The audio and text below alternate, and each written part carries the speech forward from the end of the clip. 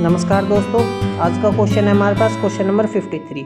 Question कह रहा है the Zeeman shift of the energy of a state with frequency with quantum number L S J and M J, orbital quantum number, spin quantum number, total quantum number and magnetic quantum number associated with the total quantum number. ये हमें energy जीमन shift दे रखा है energy में, ये Hamiltonian दे रखा है actually में, ठीक है। मैग्नेटिक फील्ड भी दे रखा है, जी एस का स्पिन जी फैक्टर है हमारे पास ये, तो कुछ कॉन्स्टेंट्स दे रखे हैं। क्वेश्चन क्या कह रहा है, अप्रोक्सीमेट फ्रीक्वेंसी शिफ्ट निकालिए किस स्टेट के लिए जब एस जीरो हो, एल वन हो, एम जे वन हो स्टेट, इस स्टेट के लिए at a magnetic field of one gauss. ये एक मैग्नेटिक फील्ड जब कितना हो, वन गोस हो। समझ में आ गई बात। एक्चुअली में जो हमें दे रखा है ना, मैं इसको लिख लेता हूँ। तो जो हैमिल्टोनियन हमें दे रखा है, ये हमें ये दे रखा है, ठीक है। Expectation value of L dot J, ये जी एस है, और एस डॉट जे, और ये हमारे पास आ गया जे प्लस वन। समझ में आ गया बात, ये दे रखा है, ठीक है। अब यदि आप थोड़ा सा भी दिमाग लगाओ ना, यदि आपने चीज़ें पढ़ी होगी तो आप तुरंत देख के बता सकते हो एक्चुअली में ये जो दे रखा है ना, ये हमारे पास जानते हो ये क्या है, ये हमारे पास लैंडी जी फैक्टर है। जब हम इसका एक्सपेक्टेशन वैल्यू निकालेंगे ना, तो देखो ये किसका केस है, जब देखो जे हमारे पास आ रहा है, तो जे कब आता है, जब एल प्लस एस होता है, यानी एल और एस की कपलिंग होती है। तो किस केस में होती है, एल और एस प्लस की कपलिंग होकर क्या देगा, जे देगा। तो जे हमें हमारे एनर्जी एक्सप्रेशन में मिलेगा, तो इसका मतलब एनोमलस जीमन इफेक्ट का केस है। तो एनोमलस जीमन इफेक्ट हमारे पास क्या आता है, एनोमलस जीमन इफेक्ट हमारे पास ये होता है। समझ में आ गया बात। ये अब दोनों का आप कंपैरिजन करोगे ना, ये एक्चुअली में क्या है, लैंडी जी फैक्टर है। समझ में। अब आप कहोगे हमें कैसे पता चलेगा, तो आपको लैंडी जी फैक्टर का फॉर्मूला पता होना चाहिए, ठीक है। तो मैं यहाँ फिर से लिख देता हूँ, ये कई टर्म्स में होता है। देखो जो जे होता है हमारे पास, ठीक है, तो आपको पता होना चाहिए जे जे होता है, ये होता है जी एल, ठीक है। और यहाँ आती है expectation value of L dot J, L को जे के साथ प्लस फिर जी एस है। तो अब क्या लेंगे, एस का एक्सपेक्टेशन वैल्यू क्या है, एस डॉट जे है। समझ में। अपॉन में हमारे पास क्या होता है, जे प्लस वन होता है। कोई डाउट है। इसको जब हम एल डॉट एस को यहाँ पे सोल्व करके लिखेंगे, तो देखो हमारे पास एक्चुअली में फॉर्मूला क्या बनता है, ठीक है। हमारे पास फॉर्मूला बनता है, देखो ये होता है हमारे पास जी एल, ठीक है। तो ये आता है J plus one plus L plus one, ठीक है। अब देखो जे एल है तो एल प्लस आ गया, और माइनस में क्या आ जाएगा, एस प्लस वन, और अपॉन में मेरे पास आ जाएगा टू जे प्लस वन। समझ में। अब देखो आप सोचोगे ये चीज़ आई कहाँ से, एक मिनट बस आप थोड़ा सा सुन लीजिए, सारी चीज़ें मैं आपको बता दूंगा, ठीक है। ये जे प्लस वन, और यहाँ पे एस है तो ये plus S plus one minus, और ये एल प्लस वन, और ये टू जे प्लस वन, ठीक है। तो ये हमारे पास फॉर्मूला बन जाता है। अब इसको जब हम सोल्व करते हैं, ये जो चीज़ है ना, ये होता है हमारे पास एक्चुअली में। देखो एल डॉट जे निकालना बहुत ज़्यादा आसान है। जे क्या होता है हमारे पास, है एल प्लस एस ही तो होता है।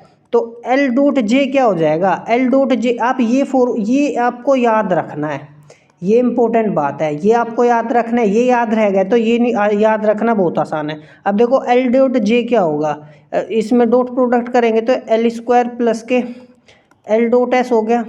अब देखो ध्यान से, L square plus L dot S क्या होता है, वन अपॉन में two J square minus L square minus S square ही तो होता है हमारे पास। एल डॉट एस है, एल डॉट एस कैसे निकालेगा, जे का क्या कर दो, जे के साथ ही डॉट प्रोडक्ट कर दो। ये जे एक्चुअली में क्या है, ये मेरे पास जैसे कोई R is equal to A vector plus B vector होता है ना, उसकी तरह मैंने ट्रीट किया। 11th क्लास में आपने ये चीज़ पढ़ी होगी कि एल डॉट कैसे निकालना है, यदि हमारे पास जे प्लस एल दे रखा हो। इसको उठा के मैंने कुछ नहीं किया, यहाँ पे रख दिया। और जो एक्सपेक्टेशन वैल्यूज़ आप इनकी जानते होंगे, एल स्क्वायर का एक्सपेक्टेशन वैल्यू कितना होता है, एल प्लस वन एच का टी स्क्वायर। समझ में आ गई बात, ठीक है। तो ये है, तो देखो जो फॉर्मूला आपको याद रखना है वो ये याद रखना है, उससे ये चीज़ आ गई।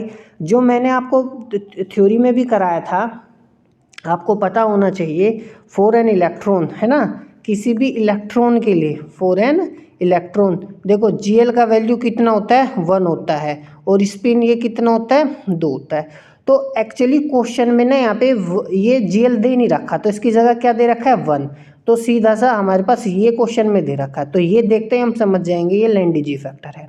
समझ में आ गई बात। तो देखो जब इन दोनों वैल्यूज़ को GLP इज इक्वल टू 1 और GS इज इक्वल टू 2 हम पुट करेंगे ना फॉर एन इलेक्ट्रॉन, ठीक है ना, तो किसी भी स्टेट के लिए जे का वैल्यू ये आता है 1 प्लस के जे plus 1 plus S plus 1 minus L plus 1 two जे प्लस 1, ये आता है। ये फॉर्मूला मैंने आपको याद भी करा रखा है, मैंने थ्योरी में भी इसको पढ़ाया था, तो इम्पोर्टेंट हो गया ये। तो 2 फॉर्मूले आपके बिल्कुल जहन में बैठ जाने चाहिए, एक तो ये और एक ये, ठीक है। तो स्टार्ट करते हैं। अब ध्यान से देखो हमारे पास एक्चुअली में क्या है, ये हो गया, ठीक है ना। तो जे हम निकाल सकते हैं आसानी से। तो देखो हमारे पास क्या है, एस इज इक्वल टू 0 है, एल इज इक्वल टू 1 है, और M J is equal to 1 है। तो जे का वैल्यू हम जब निकालेंगे तो इसी फॉर्मूले में रख देंगे 1 प्लस के जे plus 1 plus S plus 1 minus L plus 1 two जे प्लस 1, ठीक है। तो इसमें जब हम रखेंगे 1 प्लस, देखो जे का वैल्यू एम जे 1 है, तो इसका जे का वैल्यू तो 1 हो जाएगा हमारे पास, तो यहाँ पे 2 आ जाएगा, ये 0 हो जाएगा, एल का वैल्यू 1 दे रखा है तो ये 2 हो गया, ठीक है ना, और ये 2 नीचे, ये 2 माइनस 2, ये तो पूरा ही कट गया, तो खाली सिंपली मेरे पास ये कितना आ गया 1 आ गया। तो हमारे पास एनर्जी बची क्या, हमारे पास सिंपली बचा है ये, ठीक है, समझ में आया। तो एनर्जी डिफरेंस जो मेरे पास होगा, ये 2 चीज़ तो कांस्टेंट है, बोर मोगनेंटन और ये डेल एम जे। अब डेल एम जे हमारे पास क्या होता है, ये होता है चाहे तो 0 होता है, ये चाहे प्लस माइनस 1 होता है। तो ये 0 के लिए तो ओरिजिनल फ्रीक्वेंसी आएगी, मतलब ओरिजिनल स्टेट आएगी, प्लस माइनस 1 डिफरेंस दिखाएंगे, ठीक है। तो इसका वैल्यू प्लस माइनस 1 लेंगे, तो हमारे पास इसको मैं क्या लिख सकता हूँ, एच डेल म्यू लिख सकता हूँ पी अपॉन में, सॉरी ये एच मैंने क्या कर दिया यहाँ सीधा नीचे लेके आ गया, तो मेरे पास डेल म्यू कितना आ गया, सिंपली आ गया ये, और इसी का वैल्यू तो हमें सिंपली दे रखा है, ठीक है।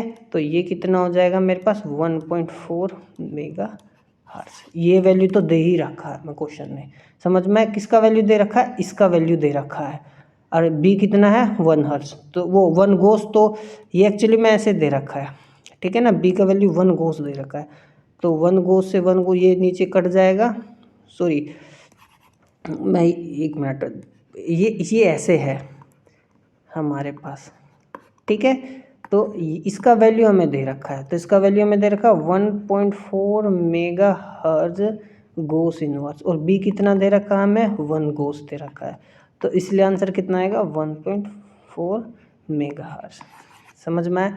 तो ये फ्रीक्वेंसी शिफ्ट आ गया, तो बहुत ज़्यादा आसान है, टिपिकल बिल्कुल भी नहीं है ना, तो आप करोगे तो हो जाएगा, जिस तरीके से मैंने बताया आपको कहीं भी नहीं मिलेगा ये, ठीक है ना, इस तरीके से।